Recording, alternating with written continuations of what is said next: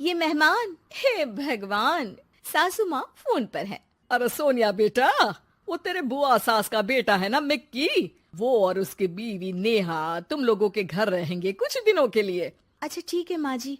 अरे ज्यादा परेशान मत होना, तुम दोनों तो नौकरी करते हो, देख लेना वैसे।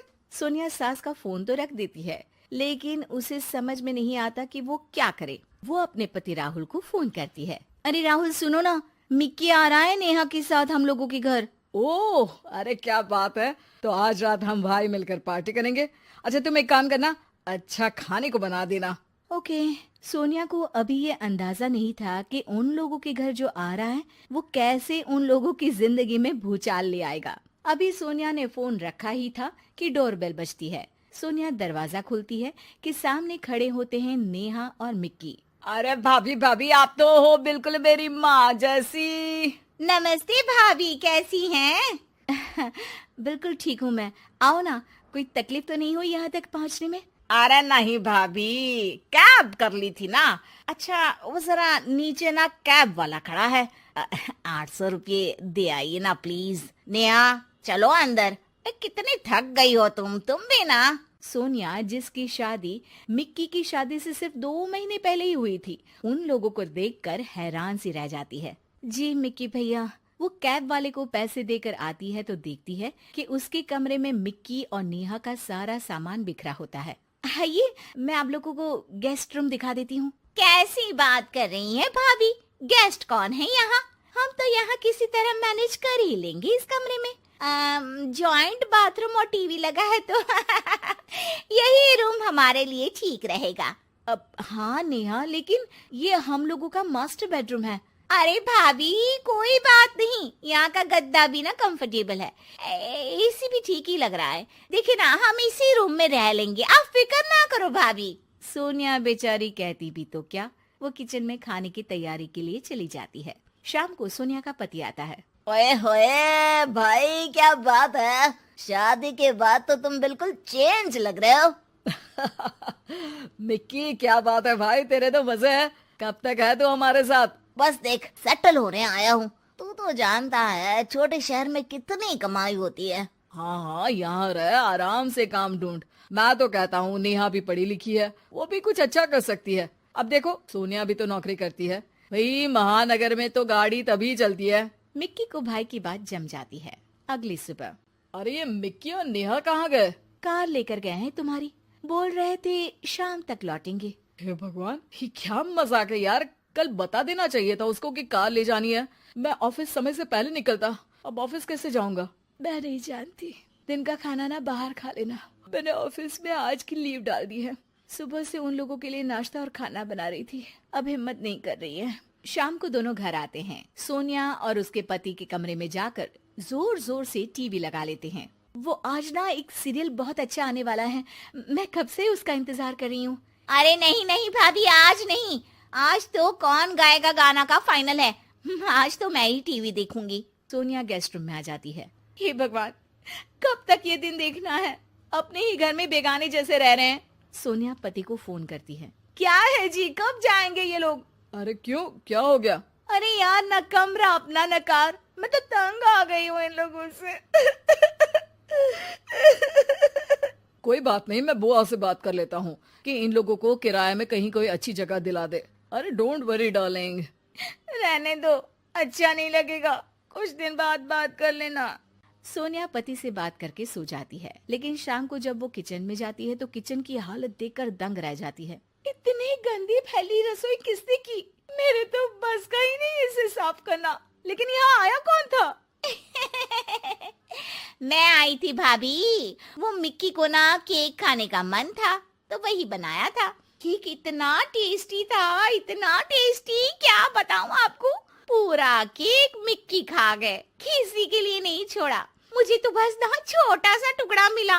बुरा मत मानना हाँ प्लीज। अरे नहीं नहीं, बुरा क्या मानना, मुझे तो वैसे भी मीठा कम पसंद है। सोनिया किचन की हालत और नेहा की बेशर्मी भरी बातों को पी जाती है और सोचने लगती है कि ये लोग जाएंगे कब। भाभी, वो आपकी जो रेड वाली साड़ी है ना, वो प्लीज आज मुझे दे दीजिए। मैं और मिक्की शाम को मेरी चाची के घर जा रहे हैं तो देर रात तक आएंगे।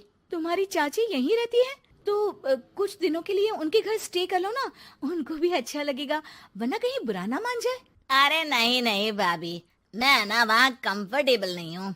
हाँ हाँ, मेरे रिश्तेदारों के साथ आप क्यों कंफर्टेबल फील करेंगे?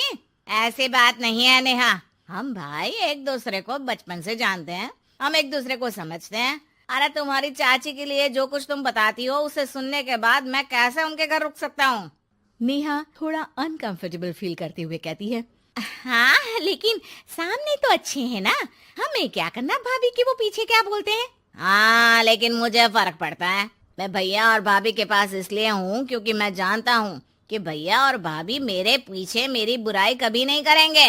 ये बोलकर दोनों वहाँ से निकल जाते हैं। सोनिया उन लोगों के जाने के बाद अपना कमरा साफ करती है। अपना जरूरी सामान तो गेस्ट रूम में ले जाऊं। उसे पति की पुरानी फाइल मिलती है। सोनिया उसे खोलकर देखती है। अरे ये क्या, मिक्की भैया इन्हें हर महीने पैसे क्यों भेजते थे? वो पति को फोन लगाती है। सुनिए, ये मिक्की भैया आपको कॉलेज के समय में पैसे क्यों दिया करते थे? उधार लिया है क्या इन्होंने आपसे? अरे नहीं नेहा, दरअसल तुम जानती हो ना कि हम लोगों की आर्थिक स्थिति खराब रहा करती थी। मिकी ने ही अपने काम में लगाने वाले पैसों को मुझे देकर मेरी पढ़ाई पूरी करवाई थी। मैं उन लोगों के घर ही रहा करता था, सारा दिन पढ़ता। मेरे खाने पीने से लेकर कपड़े तक का ख्याल बुआ और मिक्की रखा करते थे।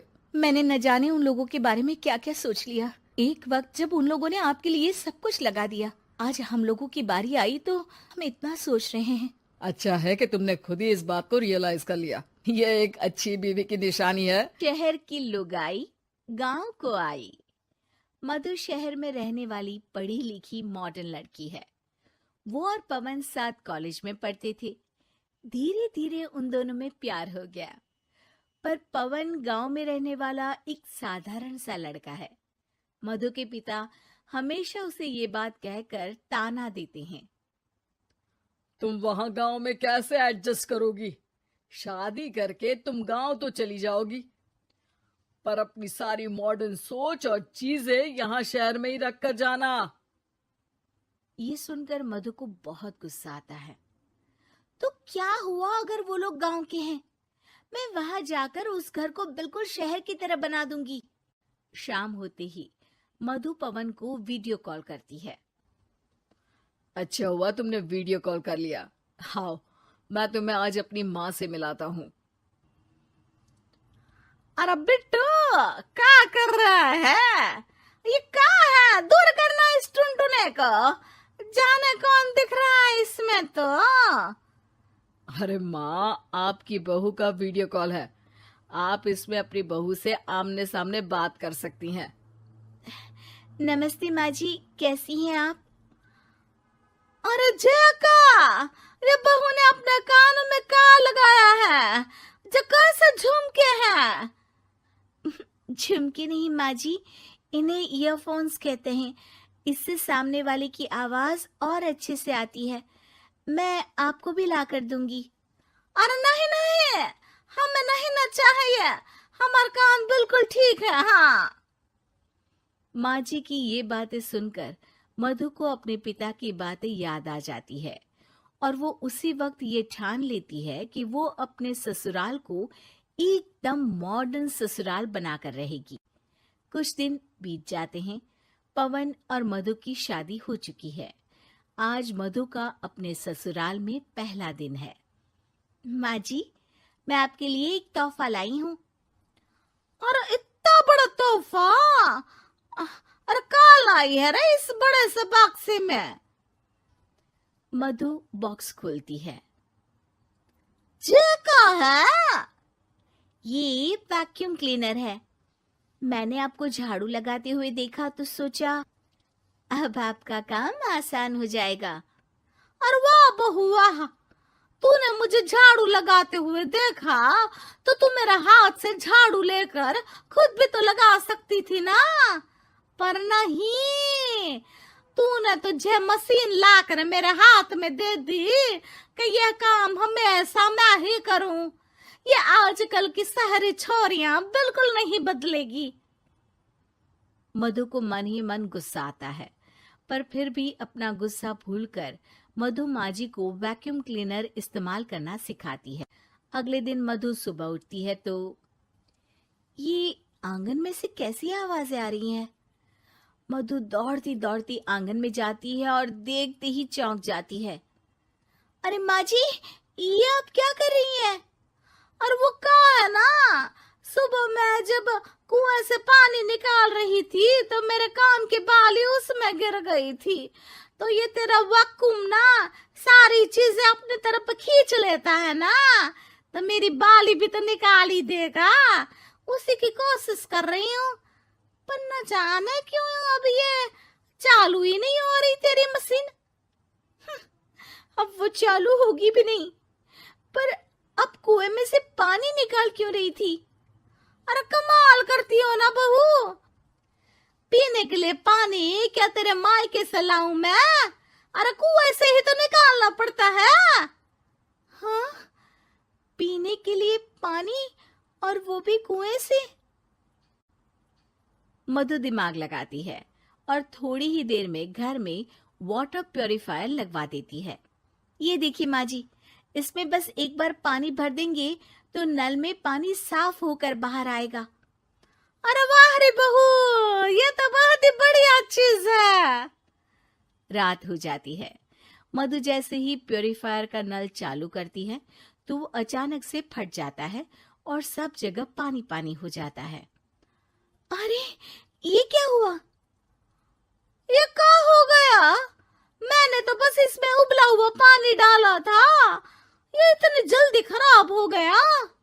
अरे ये सारी शहरी चीजें सब ऐसी ही होती है कबूरी। क्या आपने इसमें उबला पानी डाला था? हाँ तो फिर पानी तो तभी साफ होगा ना जब उसे उबालेंगे। ये मशीन का कोई जिन है जो हमने जो बोला वो कर देगी है? मधु को बहुत गुस्सा आता है। इस तरह तो मेरा अपने ससुराल को मॉडर्न बनाने का सपना अधूरा ही रह जाएगा। नहीं, मैं इस तरह से हार नहीं मान सकती। थोड़े ही दिन में मधु पूरे किचन को मॉड्यूलर किचन में बदल देती है। अरे वाह बहुआ, इतनी सारी अलमारियां। माँ जी मॉड्यूलर किचन देखकर बहुत उत्सुक हो जाती है। ये बक्सा का है? बहू ने शायद गलती से इसे यहाँ रसोई में रख दिया है, पर है तो ये बहुत ही बढ़िया। अगले दिन सुबह। अरे मायरी, क्या हो गया? मैं तो बर्बाद हो गई, मेरी सारी पूंजी जलकर राख हो गई। हे राम, अब मैं क्या करूं? माँ जी की रोने की आवाज सुनकर मधु दौड़ी दौड़ी किचन में आती है और इतना धुआं देखकर घबरा जाती है। ये सब कैसे हुआ माँ जी? ये आग कैसे लगी? ये सब तेरा इस मॉड्यूलर किचन की वजह से हुआ है, और ऊपर से तूने तिजोरी जो रसोई में रख दी थी, मैंने जैसे ही अपने गहने और पैसे इसमें रखे और बाहर से इस ताले को घुमाया, ये तो 5 मिनट में ही आग बबूला होकर फट गया। अरे माँ जी, ये तिजोरी नहीं है, ये तो माइक्रोवेव है। इसमें गहने नहीं रखते, खाना गर्म करने के लिए होता है ये। और ये जो आपने घुमाया ना, ये ताला नहीं है, आपने इसके टेम्परेचर को फुल कर दिया, इसलिए ये फट गया। माँ जी और जोर जोर से रोने लगती है।